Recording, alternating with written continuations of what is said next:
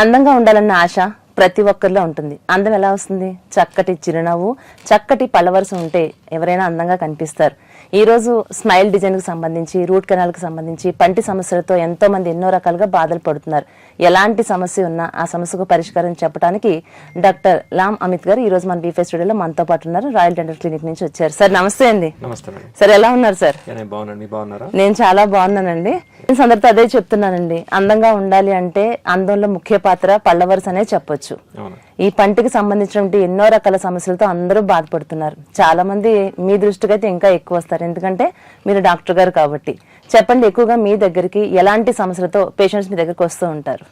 అంటే చాలా రకాల ప్రాబ్లమ్స్ వస్తారు మా దగ్గరికి. ఓకే అండి. సో ఎక్కువ టూత్ పెయిన్ తో వస్తుంటారు. సో దీనికి కారణం ఏంటంటే చిన్నప్పటి నుంచి స్వీట్ స్టిక్కీ ఫుడ్స్ తింటాం కానీ ఇన్ఫెక్షన్ ఎస్టాబ్లిష్ అవడం, అలా ఒక లో గ్రేడ్ ఇన్ఫెక్షన్ డెవలప్ అయ్యి సో అది పంట లోపలికి వెళ్ళిపోయి సో పంట లోపల నర్వస్ బ్లడ్ వెజల్స్ టచ్ అయినప్పుడు సో అది ఇన్ఫెక్ట్ అయిపోయి ఈ కింద బోన్ లో కూడా స్ప్రెడ్ అవుతుంది. సో ఎప్పుడైతే నర్వ్ హిట్ చేస్తుంది ఇన్ఫెక్షన్, అక్కడ నుంచి విపరీతంగా పెయిన్ వస్తుంది. సో ఎక్కువ కేసు పెయిన్ తో వస్తుంటారండి. అండ్ టూత్ లాస్ తో వస్తుంటారు. అలాగే ఎత్తుపళ్ళు, వంకర పళ్ళు. అంటే మీరు ఇప్పుడు అన్నారు కదా, చిన్న పిల్లల్లో ఎక్కువగా కనుక మనం చూసుకుంటే చిన్న పిల్లల్లో వాళ్ళు చాక్లెట్స్ కానీ ఇట్లాంటి కూల్ ఐటమ్స్ కానీ ఏదైనా తినడం వల్ల వాళ్ళ నవ్వుతో సహా వాళ్ళకి ఖరాబ్ అయిపోతుందని చెప్పి, సాధారణంగా ఏంటి అంటే చిన్నపిల్లల్లో పళ్ళు పుచ్చిపోయినా చాలా లైట్ తీసుకుంటారు. ఎందుకు అంటే వన్స్ ఒక్కసారి అవి పుచ్చిపోయిన తర్వాత ఊడిపోతే మళ్ళీ కొత్త పళ్ళు వస్తాయి కదా అన్న ఉద్దేశంతో అంతగా పట్టించుకోరు, తిననియండి అనే మనం చూస్తూ ఉంటాం. చిన్నపిల్లలు ఊడి మళ్ళీ వస్తాయి కదా అనే ధీమా, పెద్దవాళ్ళు అయిన తర్వాత అయితే తిరిగి రావు. కానీ దీని ఎఫెక్ట్ ఇలా మనం ఏదైతే చాక్లెట్స్ కానీ స్వీట్ ఐటమ్స్ ఎక్కువగా తీసుకోవడం వల్ల చిన్నపిల్లలప్పుడు పళ్ళు కనుక ఖరాబ్ అయితే అవి నెక్స్ట్ మనకు వచ్చే పళ్ళకు దాని ఎఫెక్ట్ ఏమైనా పడుతుంది అంటారా? డెఫినెట్ గా ఉంటుందండి.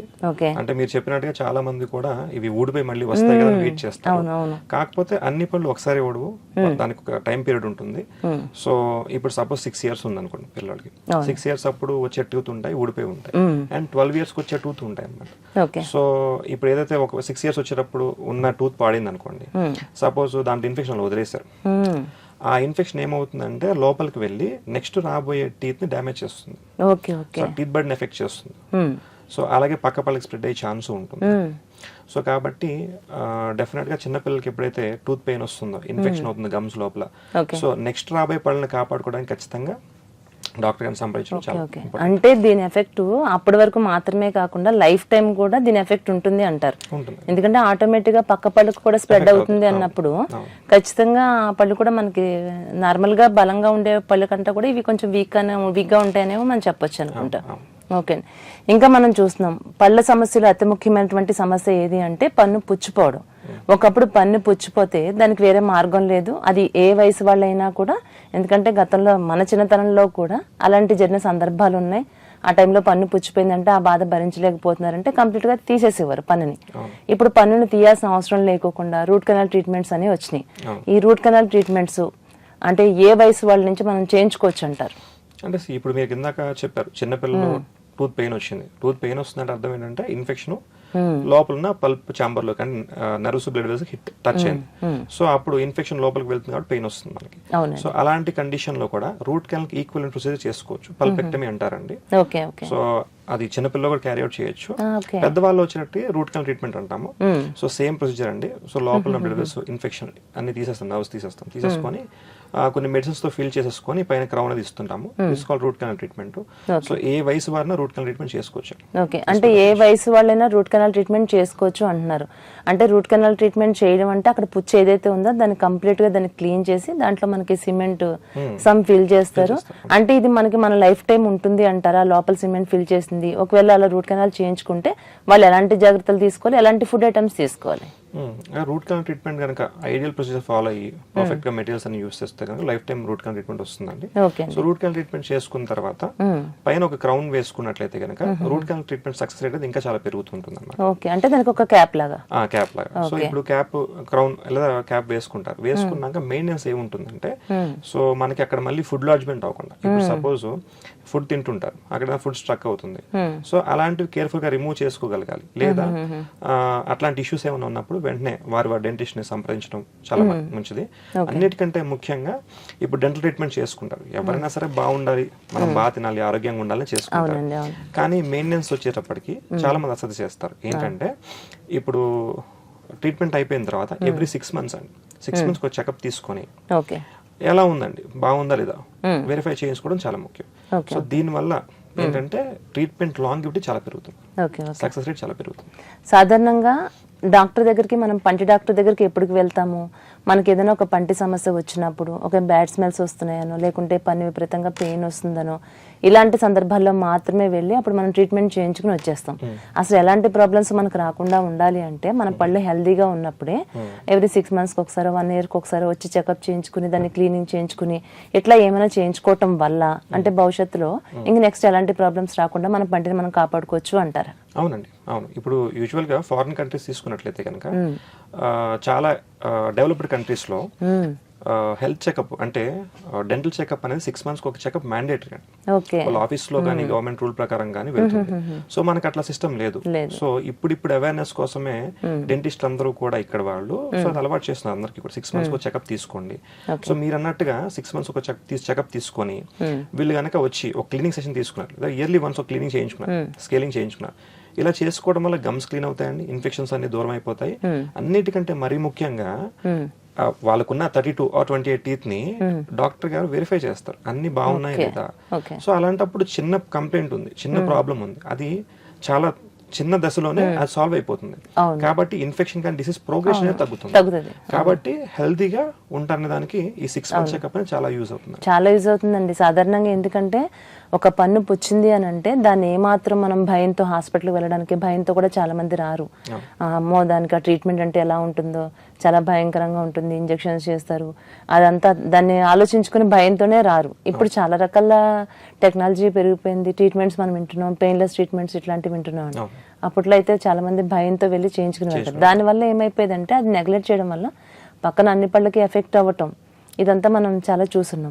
అలాగే డాక్టర్ గారు ఏమాత్రం మనం నెగ్లెక్ట్ చేసినా ఏదైనా ఒక ట్యాబ్లెట్ వేసుకునో మనం తగ్గిపోయిందిలే ఆ పెయిన్ అప్పుడు తగ్గిందని నెగ్లెక్ట్ చేసామనుకోండి పక్కకి స్ప్రెడ్ అవడమే కాకుండా చిగుళ్ళు వాచిపోవడం, చిగుళ్ళు రెడ్గా అయిపోవడం, లేకుంటే అక్కడ ఏదైనా చిన్న చిన్న కురుపుల్లాగా వేయటం, ఇంకా ఎక్కువ మోర్ బాధతో వాళ్ళు బాధపడుతున్నారని చూస్తున్నాం. అంటే ఇది ఇలా నెగ్లెక్ట్ చేస్తే వీటి ఏమన్నా అంటే ప్రమాదకరంగా క్యాన్సర్స్ ఇట్లాంటివి కూడా మనం చూస్తున్నాం, పంటి క్యాన్సర్స్ అని. ఇవి ఎలాంటి వాళ్ళలో వచ్చే అవకాశం ఉంటుందంటారు? అంటే ఎవరైనా సరే అండి, ఏజ్ గ్రూప్ పేషెంట్ అయినా సరే ఇప్పుడు first of all dental treatment అంటే భయపడడం అనవసరం. ఎందుకంటే ఇప్పుడు సిస్టమ్ ఇప్పుడు అవసరం లేదండి.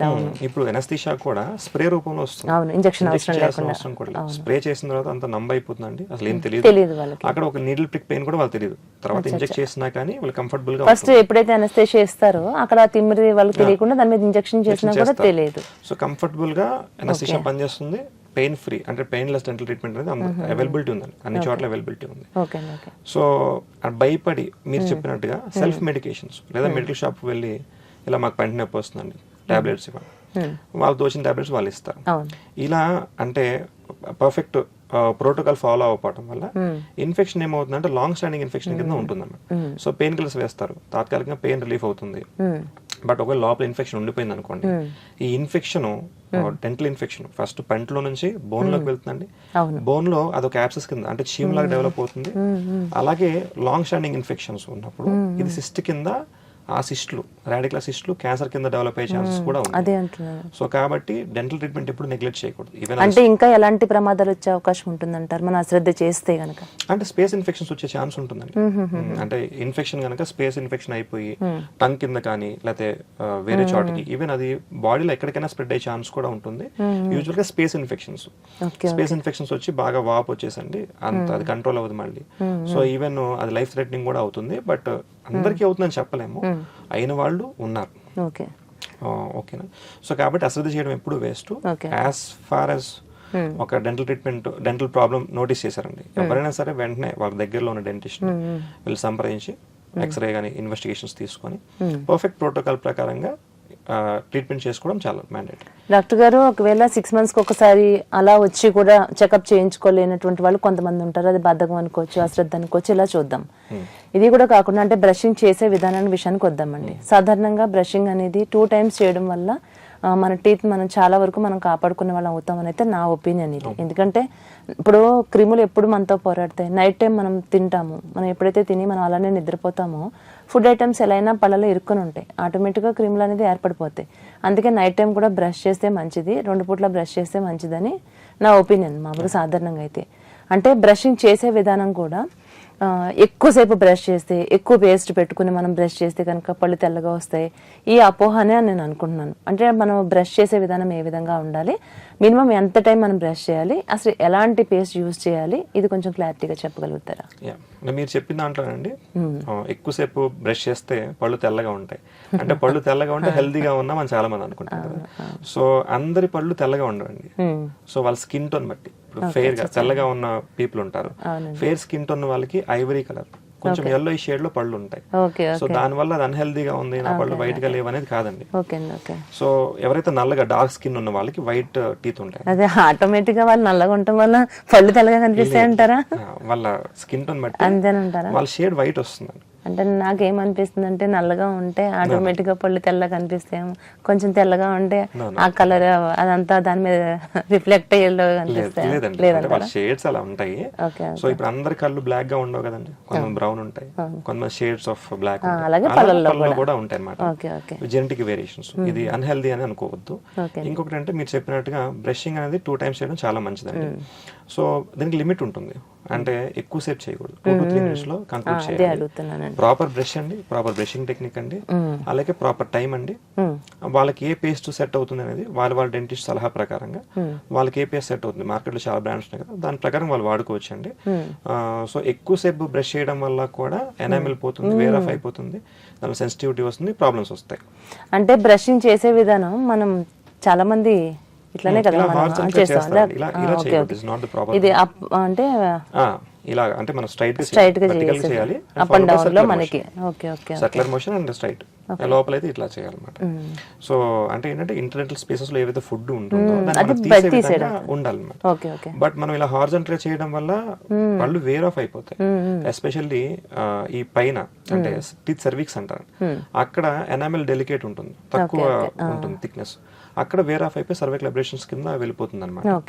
అండ్ మీరు చెప్పినట్టుగా అంటే దుర్వాసన రాకుండా ఉండాలంటే, ఇప్పుడు చూడండి మనము యూజువల్ గా నోట్లో, ఒక మనిషి నోట్లో ఎంత బ్యాక్టీరియా ఉంటుందంటే ప్రపంచ జనాభాకి 4 రెట్లు ఉంటుందండి. 700 కోట్లు అనుకోండి, దానికంటే ఒక 4 times ఒక మనిషి నోట్లో అంత ఎన్ని బ్యాక్టీరియాస్, మైక్రోబ్స్ ఉంటాయి అనమాట. ఇవి ఎవ్రీ 4 hours రెప్లికేట్ అవుతుంటాయి. సో మనం మార్నింగ్ 8 o'clock బ్రష్ చేస్తాం అనుకోండి, సో 4 hours మళ్ళీ రెప్లికేట్ అవుతాయి. సో గమ్స్ లోపల కానీ ఇన్ఫెక్షన్స్ కానీ, లేకపోతే ఏమన్నా క్యాల్కులస్ డెబ్రిస్ ఉందనుకోండి, మీకు ఆటోమేటిక్ గా 4 hours 5 hours కి హాల్డూస్ బ్యాడ్ బ్రీత్ అనేది స్టార్ట్ అయిపోతుంది. దీనికి ఎవ్రీ 6 months ఒక క్లినిక్ సెషన్ చేసుకోవాలి. సో బ్యాడ్ బ్రీత్ తగ్గుతుంది. సో అండ్ మీరు చెప్పినట్టుగా ఇవి 4 hours రెప్లికేట్ అవుతాయి కాబట్టి 2 times మనం బ్రష్ చేసుకోవడం అనేది లిమిట్ లో, మంచి బ్రషింగ్ టెక్నిక్ ప్రాపర్ టైమ్ లో చేస్తే కనుక హెల్తీ రిజల్ట్స్ వస్తాయి. అంటే మనం యూజ్ చేసే బ్రష్ ఎప్పుడైనా సరే స్మూత్ గా ఉండాలంటారా, హార్డ్ గా ఉండాలి? And depends on person, varies from person to person. Usual గా ఏంటంటే మరీ హార్డ్ బ్రషెస్ వాడకూడదు, కొంచెం మోడరేట్ టు సాఫ్ట్ బ్రషెస్ వాడుకోవడం మంచిది. అలాగే బ్రష్ అనేది కంటిన్యూటీగా వాడుతూనే ఉంటారు, దానికి ఒక టైం లేదు, ఏం లేదు. చూస్తూ ఉంటాం కొంతమందిని యూజ్ చూస్తూ ఉంటే, అది 6 months 5 months ఇంకంతే. వన్స్ ఒకసారి మనం బ్రష్ కొన్నామంటే దాన్ని ఇంకా సంవత్సరాల తరబడి వాడాలి, ఎందుకు దేనికి మనం బ్రష్ మార్చాల్సిన అవసరం ఏంటి అనుకుంటారు. సాధారణంగా బ్రష్ అనేది మనం మినిమం ఎన్ని డేస్ వరకు ఒక బ్రష్ ని వాడాలి, ఎప్పుడు మనం కొత్తది మార్చుకోవాలంటారు? యూజువల్ గా వాళ్ళ యూసేజ్ బట్టి ఉంటుందండి. ఆ బ్రష్ తో బ్రిజిల్స్ అనేవి కరెక్ట్ గా ప్రాపర్ డైరెక్షన్ లో ఉంటే కనుక బ్రష్ కంటిన్యూ చేసుకోవచ్చు. బట్ ఎప్పుడైతే బ్రిజిల్స్ అనేవి డైరెక్షన్ మారిపోతాయి, ఇలా బెండ్ అయిపోయింది బ్రష్ బ్రిజిల్స్, అప్పుడు టైం టు చేంజ్ బ్రష్. లేదంటే ఇప్పుడు మార్కెట్ లో స్టిమ్ కంపెనీ వాళ్ళు సిల్కీ బ్రషెస్ వచ్చినాయి. సో వీటి అంటే కలర్ కోడింగ్ ఉంటుంది అనమాట. ఆ బ్రష్ ఆటోమేటిక్ గా అదే చెప్తుందా? బ్రిజిల్స్ ఎడ్జ్ లో green colour blue colour coating ఇస్తారు. ఎప్పుడైతే ఆ కోటింగ్ అరిగిపోతుందో దాని పని అయిపోయింది బ్రష్. అలాగే పళ్ళల్లో మనకి టైం గడిచే కొద్దీ కూడా టీత్ లో గ్యాప్ వస్తూ ఉంటదండి. నెక్స్ట్ పంటలో ఏదైనా ఇరుక్కుంది అన్నప్పుడు పిన్నీసులు పెట్టడం, ఇట్లా రకరకాల స్టిక్స్ పెట్టి క్లీన్ చేసుకోవడం ఇవి చేస్తూ ఉంటాం. అది కరెక్ట్ కాదు. థ్రెడ్ తో ఏమన్నా మనం క్లీన్ చేసుకోవచ్చు, దాని వల్ల ఏమైనా పళ్ళు గ్యాప్లు వస్తాయి? అంటే ఇప్పుడు మీరు చెప్పిన గ్యాప్స్ 2 రకాలు ఉంటాయండి. ఏజ్ రిలేటెడ్ అంటే బోన్ రిసెప్షన్ వల్ల, ఏజ్ చేంజెస్ వల్ల కొంతమందికి హెరిడిటరీగా గ్యాప్స్ పెరుగుతాయి అన్నమాట.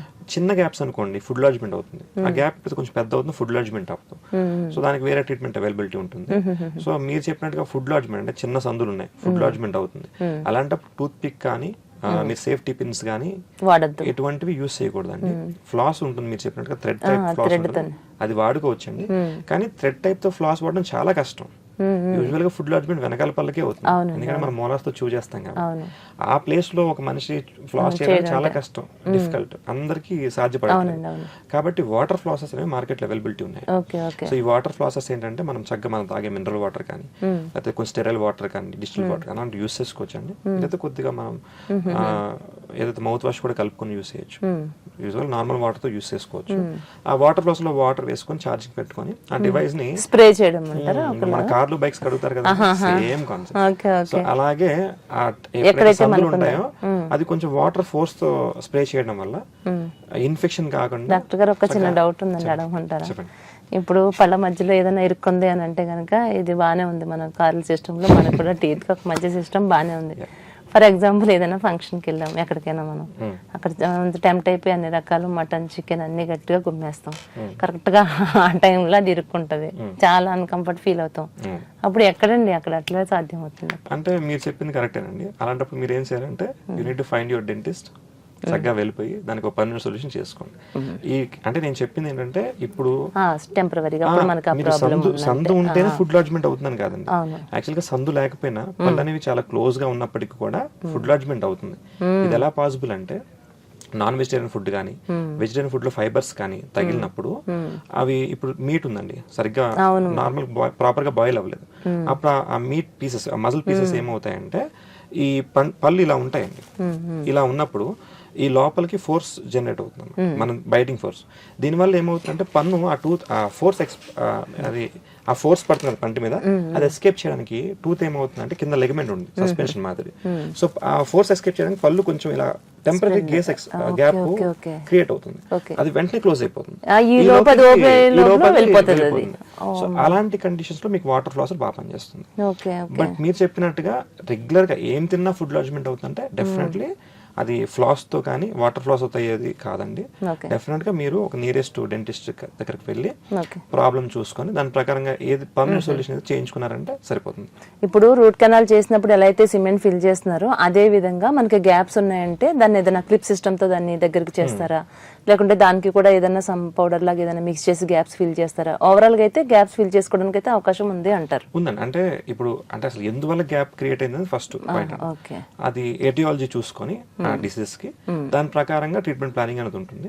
యూజువల్ గా మీరు చెప్పినట్టుగా క్లిప్ ట్రీట్మెంట్స్ చేసుకోవచ్చు, చేసుకోవచ్చు గ్యాప్స్ క్లోజింగ్ కి ఎక్కువ ఉంటాయి. లేదు అలా కాదంటే టెంపరీ సొల్యూషన్ కావాలంటే సిమెంట్ పెట్టుకోవచ్చు కానీ నిలబడదండి, అది ఎక్కువ కాలం బ్రష్ చేసినప్పుడు కావచ్చు, మనం ఏదైనా తిన్నప్పుడు కావచ్చు, కోపం కొరికినా ఊడిపోతుంది. సో కాబట్టి అవి పర్మనెంట్ సొల్యూషన్ కాదు. అలాంటి సిచ్యువేషన్ ఏమవుతుందంటే ఓన్లీ సింగిల్ గ్యాప్ ఉంది అనుకోండి, ఒక ఆర్టిఫిషియల్ క్రౌన్ అది పెట్టుకున్నా సరిపోతుంది, పర్మనెంట్ సొల్యూషన్. అలాగే పంటి మీద ఎనామిల్ పోవడం, దానివల్ల సెన్సిటివిటీగా మనకి ఏదైనా పులుపు తింటున్నా మనం తట్టుకోలేము, చల్లటి పదార్థం తీసుకుంటున్నా ఒక రకమైనటువంటి పెయిన్ మనం అనిపించాల్సి వస్తుంది. దానివల్ల మనకి ఇష్టమైనటువంటి ఆహారాన్ని అన్ని కూడా మిస్ అయిపోతూ ఉంటాం. పర్టికులర్గా ఇప్పుడు మనకు ఆఫ్టర్ కరోనా తర్వాత సి విటమిన్ తీసుకోవాలి, రోగ నిరోధక శక్తి పెరగాలి, ఉసిరిలో బాగా వస్తుంది అని ఉసిరిని ఇష్టపడే వాళ్ళు కూడా చాలా మంది ఉంటారు, అందులో నేను కూడా దాన్ని ఎప్పుడైతే మనం తినాలని ట్రై చేస్తామో ఎనామిల్ మనకి పోయినప్పుడు భయంకరమైనటువంటి అది మనకి చాలా ఇబ్బందికరంగా ఉంటుంది. డాక్టర్ గారు తినలేం, పోయినటువంటి ఎనామిల్ని మళ్ళీ తెప్పించగలుగుతామా? దీనికి ట్రీట్మెంట్ ఉందా? అంటే ఇప్పుడు మీరు చెప్పిన ప్రాబ్లం అంటే ఏదైతే ఎనామిల్ లాస్ ఉందో ఇది కొన్ని కారణాల వల్ల అవుతుంది. ఒకటి ఏంటంటే యూజువల్ ఎక్కువ చూసేది ఏంటంటే బ్రష్ ఎక్కువ చేసి వాళ్ళే అరగొట్టేసుకుంటున్నారు ఒకటి. రెండవది ఏంటంటే ఎరోజన్ అండి. ఎరోజన్ ఏంటంటే మనం సాఫ్ట్ డ్రింక్స్ తాగుతారు చాలా మంది, Thums Up, Coke, Pepsi, acidic beverage తీసుకుంటారు. ఇప్పుడు మీరు చూడండి థమ్స్ అప్ తాగిన తర్వాత మీ టంగ్ తో అనిపిస్తుంది, దట్ మీన్స్ అక్కడ ఒక లేయర్ ఆఫ్ ఎనామిల్ కరిగిపోయిందని అర్థం. సో అలా లేయర్స్ పోయే కొద్ది కూడా సెన్సిటివిటీ డెవలప్ అవుతుంది. సో అలాగే బ్రక్సిజం మనకు హ్యాబిట్ ఉంటుంది, అడ్వర్స్ హ్యాబిట్స్ వల్ల కూడా ఇది అవుతుంది. అండ్ ఏజ్ వైజ్ కూడా కొద్దిగా ఎనామిల్ లాస్ అనేది నార్మల్ అండి. అయితే మీరు అడిగినట్టుగా ఈ ఎనామిల్ లాస్ ని రికవర్ చేయడానికి మనం యూజువల్ గా టూత్ పేస్ట్ వాడుకుంటే సరిపోతుందండి. అంటే ఇప్పుడు చూడండి నార్మల్ కోల్గేట్ పేస్ట్ వాడతాం, ఫెటల్ మీ పేస్ట్ లో కాల్షియం ఫ్లోరైడ్ ఉంటే కనుక ఇప్పుడు ఆ రోజులో మనకి ఏదైతే ఎనామిల్ లాస్ అయిందో ఇది మళ్ళీ మీరు బ్రష్ చేసినప్పుడు ఈ కాల్షియం ఫ్లోరైడ్ ఏదైతే ఉందో సేమ్ అక్కడ ఎనామిల్ బాండ్ అయిపోవడం వల్ల ఇది రిపేర్ చేస్తుంది, ప్యాచ్ వర్క్ లా చేసేస్తుంది. సో మీ పేస్ట్ ఓన్లీ గమ్స్ మీద ప్రభావం చూపించే పేస్ట్ అనుకోండి, అలాంటప్పుడు మీ పంట మీద ఎటువంటి ప్రభావం లేదు కాబట్టి over a period of time enamel wear and tear మనం చూస్తాం. అలాగే ఇంకా కొన్ని మెడికేటెడ్ పేస్ట్ కూడా ఉన్నాయండి. మీరు చెప్పినట్టుగా బాగా విపరీత సెన్సిటివిటీ వస్తుంది, చల్లై వేడిదైనా జుమ్మని లాగుతుంది, పులుపు తినలేకపోతున్నారు. అలాంటప్పుడు ఒక్కసారి హ్యావ్ ఏ డెంటల్ చెకప్ అండి. ఆ చెకప్ తర్వాత మీ సెన్సిటివిటీ ఏ లెవెల్లో ఉంది చెక్ చేసుకొని దాని ప్రకారంగా మీరు కొన్ని మెడికేటెడ్ పేస్ట్ కొంతకాలం అది వాడుకున్నారు, దాంతోపాటు బ్రష్ చేంజ్ చేసుకోవచ్చు. వెరీ సాఫ్ట్ బ్రష్ వాడాలి, చాలా అల్ట్రా సాఫ్ట్ ఉంటాయి. అవి వాడుకొని మీరు చేసుకుంటే గనక ఆటోమేటిక్ గా లోపల పంటి లోపల రెపరేటివ్ డెంటిన్ ఫామ్ అయిపోతుంది. కాబట్టి హీలింగ్ ప్రాసెస్ స్టార్ట్ అయిపోతుంది. దానివల్ల మీకు తర్వాత అంటే రాను మీకు నచ్చిన ఫుడ్ మీరు హ్యాపీగా ఎంజాయ్ చేయొచ్చు. Despite of going for crowns, route canals వాటికి వెళ్ళే కంటే కూడా ఫస్ట్ లెవెల్లో ఈ పేస్ట్లన్నీ వాడుకొని దాంతో ట్రీట్ చేసుకోవడం చాలా బెటర్ అండి. ఎందుకంటే మన నేచురాలిటీ కాపాడుకుంటున్నాం. ఆర్టిఫిషియల్ క్రౌన్స్ వేసుకునేది తర్వాత సంగతి, నెక్స్ట్ ట్రీట్మెంట్. సో అప్పుడు ఒక 2 years 3 years వాడుకున్నారండి, మొత్తం హ్యాపీగా సాల్వ్ అయిపోయింది ప్రాబ్లం అంతా. నెక్స్ట్ మీరు రెగ్యులర్ పేస్ట్ కి మళ్ళీ వస్తారండి. చక్కగా మీరు కొన్ని మెజర్స్ తీసుకొని డాక్టర్ గారు ఇచ్చిన సలహాల ప్రకారంగా మన లైఫ్ స్టైల్ మోడిఫై చేసుకుంటే కనుక హ్యాపీగా లైఫ్ లాంగ్ ఈ ప్రాబ్లమ్ నుంచి బయటపడచ్చు. అంటే ఏ వయసు వాళ్ళకైనా సరే ఈ ట్రీట్మెంట్ మనం అంటే ఒక రకంగా చెప్పాలంటే పేస్ట్ తోనే 50-60% మీకు మనకంతా నార్మల్లోకి వచ్చే అవకాశం ఉంది అంటున్నారు. వయసుతో సంబంధం లేకుండానే ఎవరైనా మనం అది కంటిన్యూటీగా చేయొచ్చు అట్లా. ఓకే, సూపర్ అండి. అలాగే నెక్స్ట్ మనకు వచ్చి ఇంప్లాంట్స్ గురించి డిస్కస్ చేసుకుందామండి. ఈ ఇంప్లాంట్స్ అనేది చాలా ఖర్చుతో కూడుకున్నటువంటి విషయం అన్నది అందరిలో మనం వింటున్నాం. అంటే అది మినిమం ఒక టీత్ కనుక మనం చేయించుకోవాలి అనుకుంటే అది ఒక 50,000 దానికి పైగానే కూడా అవ్వచ్చు అని కూడా విన్నాం. అంటే ఒక్కొక్క చోట ఒక్కొక్కలా చెప్తున్నారు, దాని క్వాలిటీ ఆ విధంగా ఉంటుంది, దాని లైఫ్ టైం అలా ఉంటుంది అంటారు. వన్స్ ఒకసారి మనం ఇంప్లాంట్ చేయించుకున్నామంటే అది మన లైఫ్ టైం ఉంటుందా, లేకుంటే దాన్ని మళ్ళీ ఏమైనా మళ్ళీ చేయించుకోవాల్సిన అవసరం ఉంటుందంటారా? అంటే ఇంప్లాంట్స్ అనేది అండి కేస్ సెలెక్షన్ ప్రకారంగా ఉంటుందండి. యూజువల్ గా ఏంటంటే డెంటిస్ట్ ఎవరైనప్పటికీ కూడా వాళ్ళ పేషెంట్ తాలూకు డాక్టర్ గారు ఏం చేస్తారంటే అండి, ఫస్ట్ పేషెంట్ ప్రొఫైల్ వెరిఫై చేస్తారు. వాళ్ళకి సిస్టమిక్ హెల్త్ కండిషన్స్ ఏమున్నాయి, వాళ్ళకి డెంటల్ హ్యాబిట్స్ ఏమున్నాయి, లేకపోతే పర్సనల్ హ్యాబిట్స్ ఏమున్నాయి, ఇలాంటివన్నీ చూసుకొని వాళ్ళ బోన్ క్వాలిటీ ఎలా ఉంది, ఓరల్ హైజీన్ ఎట్లా ఉంది, ఇలా రకరకాల ఫ్యాక్టర్స్ కొన్ని examinations, blood test, x-rays, scans ద్వారా చూసుకొని ఎంత వరకు వీళ్ళకి సక్సెస్ రేట్ ఉంటుంది అనేది దాని ప్రకారంగా సజెస్ట్ చేస్తారు. అంటే అది ఇంప్లాంట్స్ అనేది ప్రతి ఒక్కరు పని ఓడిపోయినటువంటి ప్రతి ఒక్కరు చేయించుకునే ట్రీట్మెంట్ కాదు. చేసుకోవచ్చండి.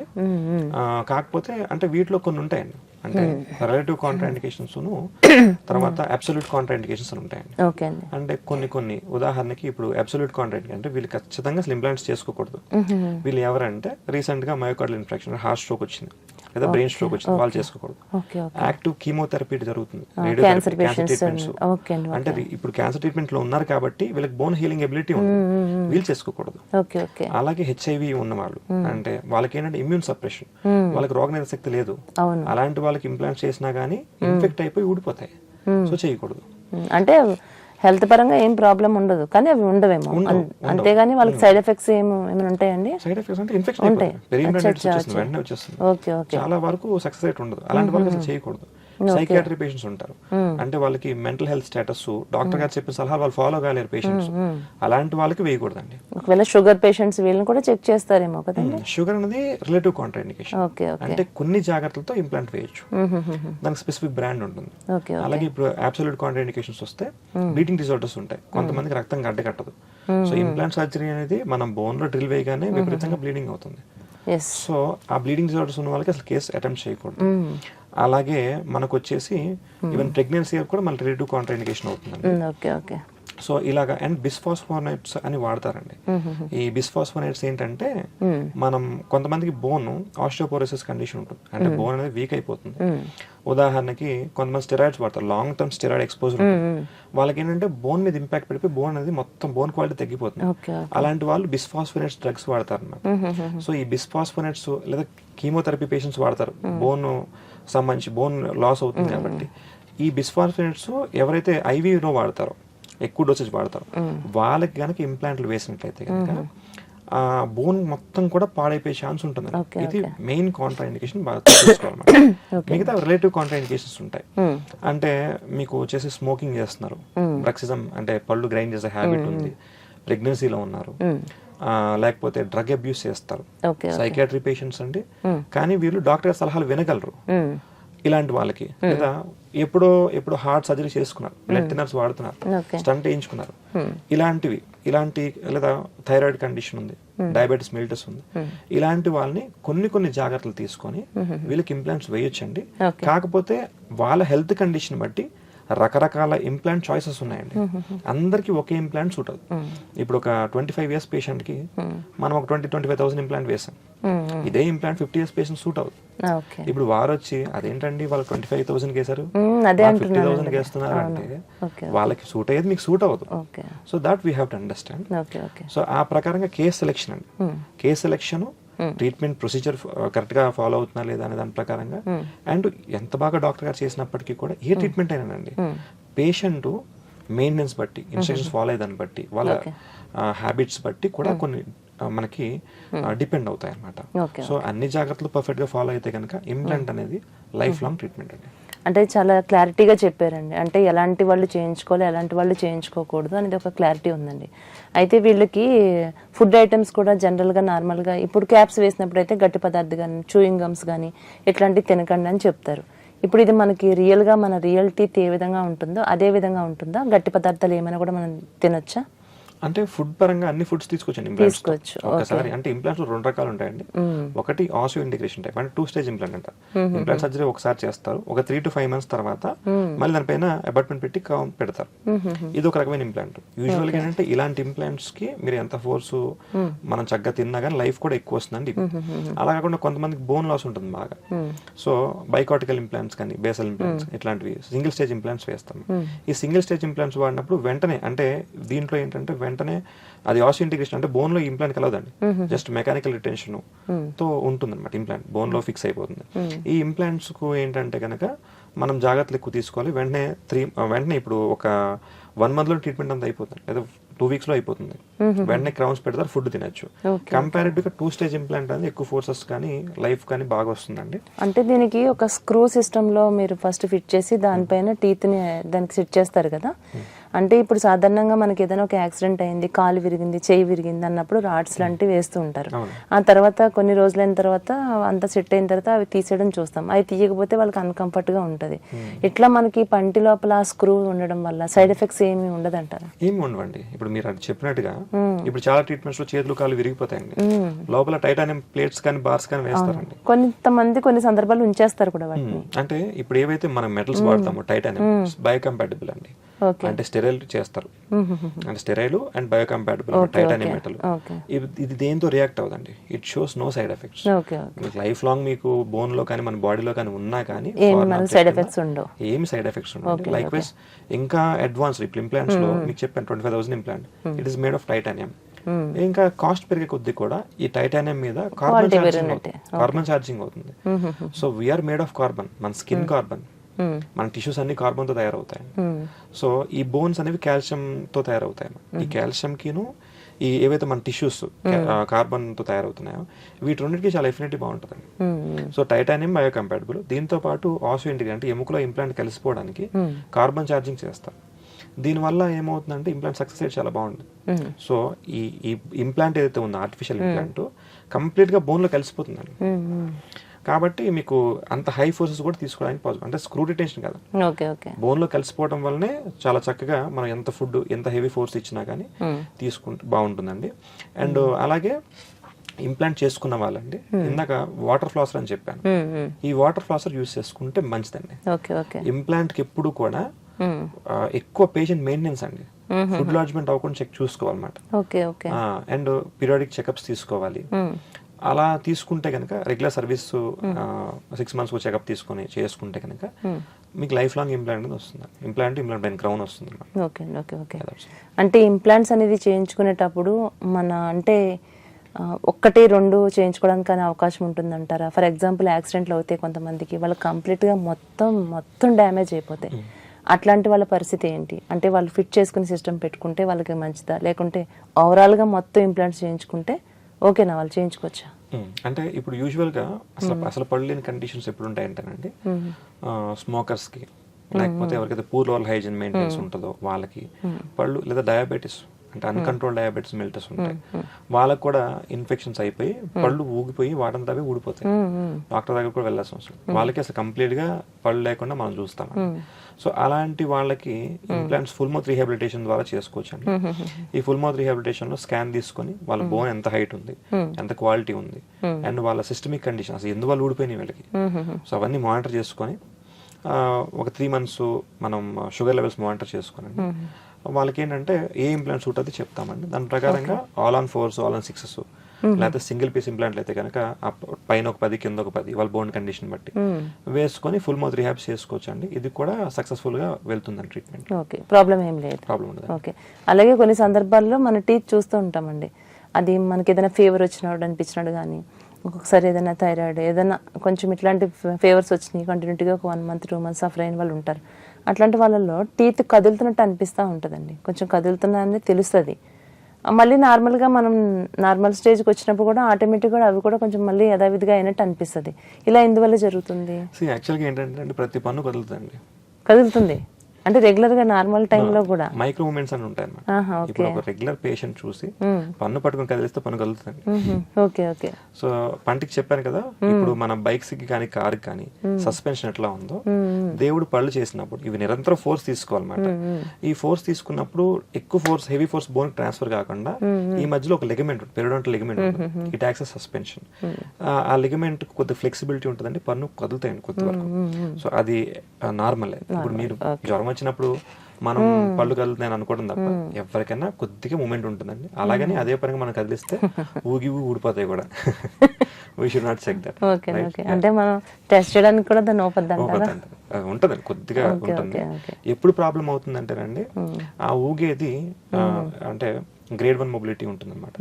ఇటు కానీ ముందు కానీ వెనక్కి కానీ ఒక 1 millimeter ముందుకి అప్పుడు అది ప్రాబ్లం అండి. ఇమ్మీడియట్ గా మనం వెళ్ళాలి డాక్టర్ గారి దగ్గరికి.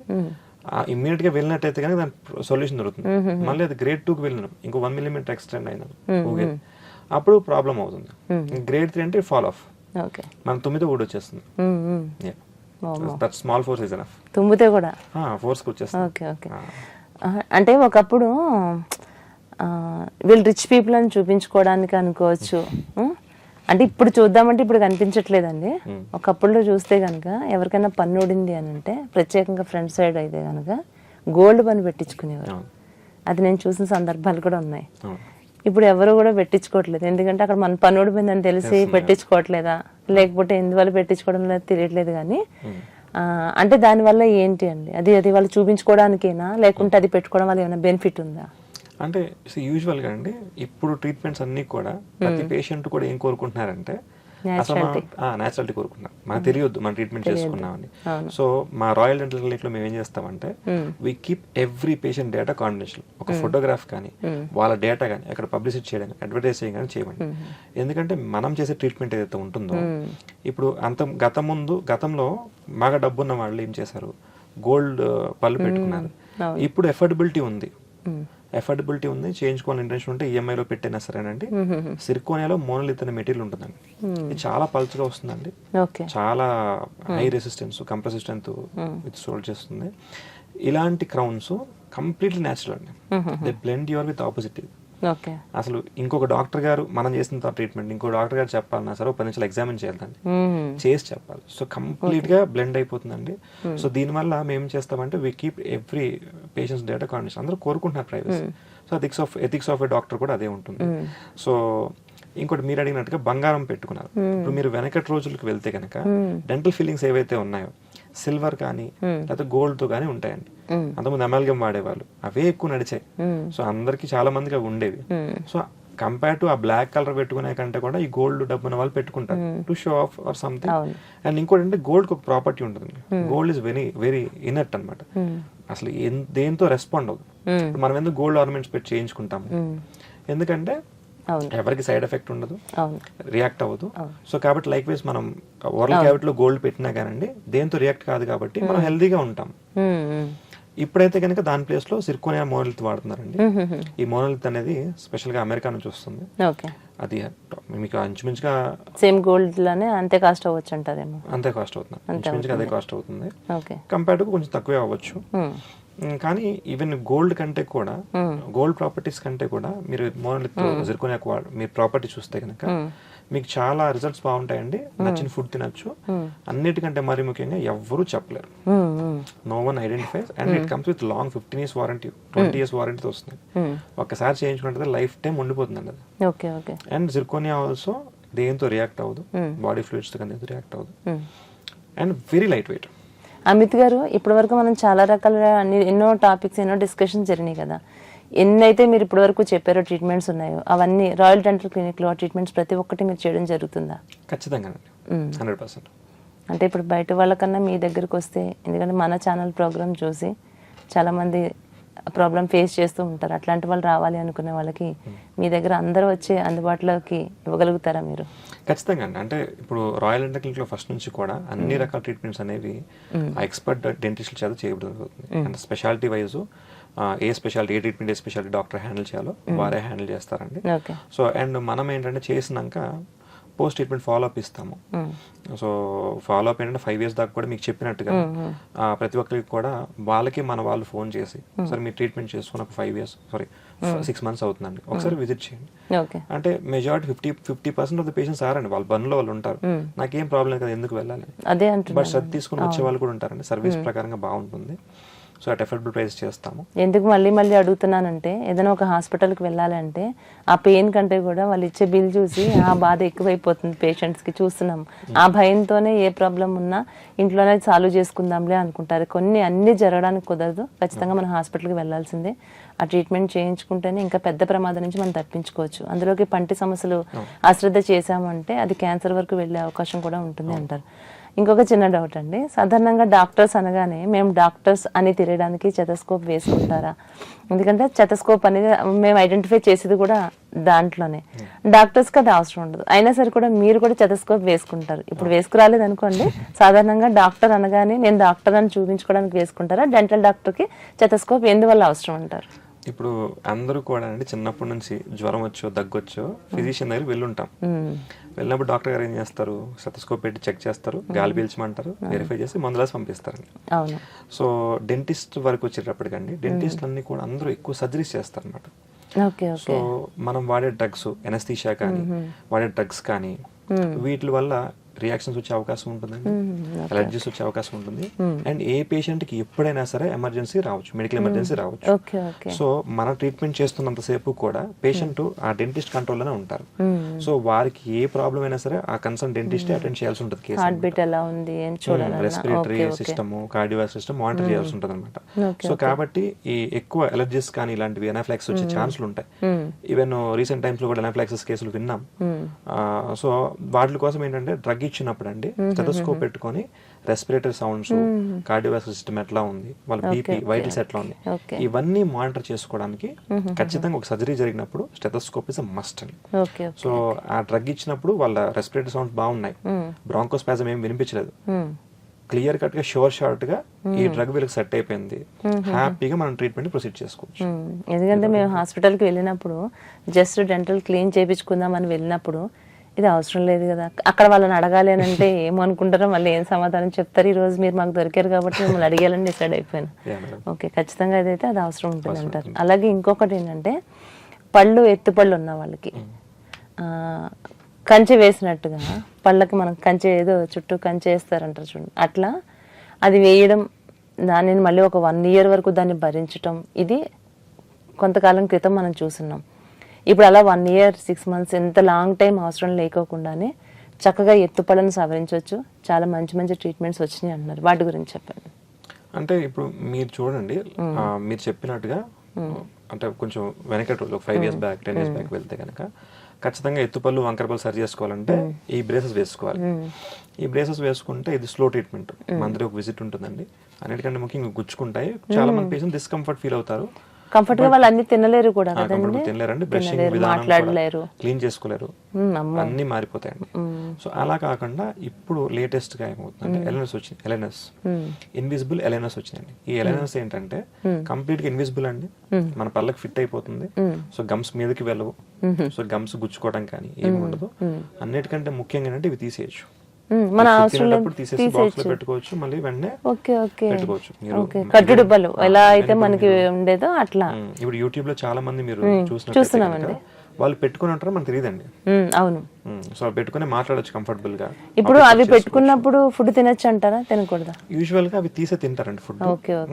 లిక్విడ్స్ వరకు, సాఫ్ట్ డ్రింక్స్, రూమ్ టెంపరేచర్ ఉన్న డ్రింక్స్ వరకు తీసుకోవచ్చు, ఒక లిమిట్ వరకు. మన వాటర్ అది అయితే తీసుకోవచ్చు అండి. సో అవి వాటికి క్లీనింగ్ ప్రోటోకాల్ ఉంటుంది. ఈ ఇన్విజిబుల్ ఎల్ఎన్ఎస్ రావడం వల్ల ఏంటి బెనిఫిట్ అంటే పేషెంట్ కంఫర్ట్ పెరిగింది, లైక్ కన్వీనియన్స్ కానీ వాళ్ళ ఏవైతే గుచ్చుకునేవి కానీ ఇవన్నీ మారిపోయినండి. ఈ ఎల్ఎన్ఎస్ లో కూడా ఇప్పుడు ఫ్లెక్స్, అల్ట్రా ఫ్లెక్స్ వచ్చినాయండి. ఇవి ఇంకా సాఫ్ట్ గా ఉంటాయి, ఫ్లెక్సిబుల్ గా ఉంటాయి. చాలా వరకు ఈ ఫ్లెక్సిబుల్ ఎల్ఎన్ఎస్ ఏవైతే స్పీడ్ కూడా పెరుగుతుందండి. ఇప్పుడు రెగ్యులర్ కన్వెన్షనల్ బ్రేసెస్ లో ఒక 2 years పట్టే కేసు మీరు అల్ట్రా ఫ్లెక్స్ లో 6 months to 8 months లో చేసేసేయచ్చు. సో టైం డ్యూరేషన్ కూడా చాలా వరకు తగ్గింది. సో ఇవేంటంటే కానీ కంపేరిటివ్ గా మీకు బ్రేస్ కంటే కూడా ఎల్ఎన్ఎస్ అనేవి కొంచెం కాస్ట్లీ, ఎక్స్పెన్స్ సైడ్ లో ఉంటాయండి. దాన్ని మనం ఈఎంఐ రూపంలో చేసుకోవచ్చు. ఇప్పుడు రాయల్ డెంటల్ క్లినిక్ లో ఏ ట్రీట్మెంట్ సపోజ్ ఎవరికైనా సరే ఎంత కాస్ట్ అయినా అవ్వండి, we are offering no cost EMI. So వాళ్ళు ఫస్ట్ ఒక 2 months అసలు ఏం పే చేయాల్సిన అవసరం, you can come cash free. ₹1 carry చేయకుండా రావచ్చండి, ఈఎంఐ పెట్టుకొని కన్వర్ట్ చేసుకొని మీరు వితౌట్ ఎనీ ఇంట్రెస్ట్ అండి ట్రీట్మెంట్ చేసుకోవచ్చు. డాక్టర్ గారు ట్రీట్మెంట్ కంప్లీట్ చేసేస్తారు, హ్యాపీగా వీళ్ళ హెల్త్ రీస్టోర్ అయిపోతుంది. మంత్లీ బేసిస్ లో వాళ్ళు మంత్లీ 2000, 3000 హ్యాపీగా కంఫర్టబుల్ పే చేస్తారు. చాలా హ్యాపీగా అండి. ఎందుకంటే ఇప్పుడు మనీతో కూడుకున్నది అతి ఖర్చు అనే ఆలోచనతోనే ఇంకా ఉన్న ప్రాబ్లం పెంచుకుంటున్నారు. ఇంకా మీరు ఇంత కంఫర్ట్ గా ఈఎంఐలో మనం చేసుకోవచ్చు. అది కూడా స్టార్టింగ్ మీరు కట్టక్కర్లేదు, 2 months వరకు కట్టక్కర్లేదు, 3rd month నుంచి మీరు చేసుకోండి అన్నప్పుడు ఎవరైనా ప్రాబ్లమ్స్ ఉన్నా లేకపోయినా కూడా వచ్చి మనం అసలు చెకప్ చేయించుకుంటే భవిష్యత్తులో రాబోయే ప్రమాదాన్ని ఇప్పుడు మనం అరికట్టచ్చు కదా. Okay okay, thank you so much అండి. పంటికి సంబంధించినటువంటి ఎన్నో రకాల సమస్యల గురించి ఈ రోజు మాతో చర్చించారు. ఎంతో వాల్యుబుల్ టైంని మాకు కేటాయించారు, ఎంతో వాల్యుబుల్ విషయాలు మాకు తెలియజేశారు. చిన్నపిల్లల దగ్గర నుంచి పండు ముసలి వాళ్ళ వరకు కూడా ఎలాంటి జాగ్రత్తలు తీసుకోవాలి ఫుడ్ విషయంలోనే కానీ ప్రతి ఒక్క విషయంలో డాక్టర్ గారు చాలా చక్కటి సందేశాన్ని ఇవ్వటమే కాదు చాలా హ్యాపీగా అనిపిస్తుందండి. ఎందుకంటే ఎంతో ఉపయోగకరమైనటువంటి ఇంటర్వ్యూ ఇది, ఎంతోమందికి ఈ ప్రోగ్రామ్ ఖచ్చితంగా ఉపయోగపడుతుంది. థ్యాంక్ యూ అండి, థ్యాంక్ యూ సో మచ్ అండి డాక్టర్ గారు. నమస్తే.